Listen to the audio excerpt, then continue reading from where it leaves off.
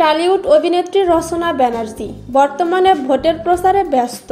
এই বছরে রাজনীতিতে নাম লিখিয়েছেন তিনি, তবে তারকা হিসাবে তার জনপ্রিয়তা বলিউড থেকে টলিউডে একের পর এক ছবি দর্শকদের উপহার দিয়েছেন। তবে কেন যেন সেই রচনা আর অভিনয়ে ফিরছেন না, ভালো ছবি নেই নাকি অন্য কোনো কারণ, এ নিয়ে একাধিকবার মুখ খুললেও রচনা ব্যানার্জি এবার দিদি নম্বর 1 সেটে স্পষ্ট করে জানিয়ে দিলেন তিনি মোটেও কাজের অপেক্ষায় নেই, বরং নিজেই পর্দা থেকে দূরে সরে থাকার সিদ্ধান্ত নিয়েছেন। কারণও স্পষ্ট করলেন অভিনেত্রী। দিদি নম্বর 1 মঞ্চে এক প্রতিযোগীকে জানিয়ে দিলেন তিনি ইচ্ছে করেই করেন না, কারণ সবকিছুর একটা সীমা থাকে, চাহিদার ক্ষেত্রেও তাই, নয়তো চাহিদাও শেষ হবে না, পাওয়াও শেষ হবে না।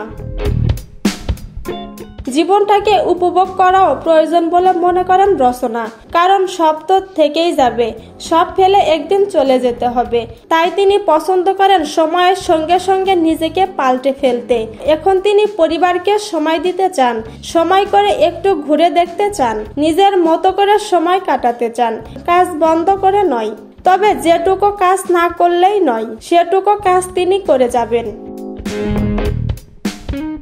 এক সাক্ষাৎকারের সম্পর্ক নিয়েও মুখ খুলতে দেখা যায় তাকে। রচনা সেদিন বলেছিলেন, যারা আমরা এই পেশায় কাজ করি, বিশেষ করে মেয়েরা, তাদের এমন কাউকে বিয়ে করা উচিত যারা পেশাটাকে বুঝবে। যদি এই পেশার মানুষ হন খুবই ভালো, নয়তো সেই বোধটা থাকা প্রয়োজন। তেমন মানুষের সঙ্গেই সংসারটা করা উচিত, কারণ আমাদের পেশাটা এতটা আলাদা অন্যদের থেকে, সেটা বোঝা জানা সেই মানুষটাকে অনেক ক্ষেত্রে অনেকটা মানিয়ে নিতে হয়, নয়তো সংসার সুখী হওয়া খুব মুশকিল।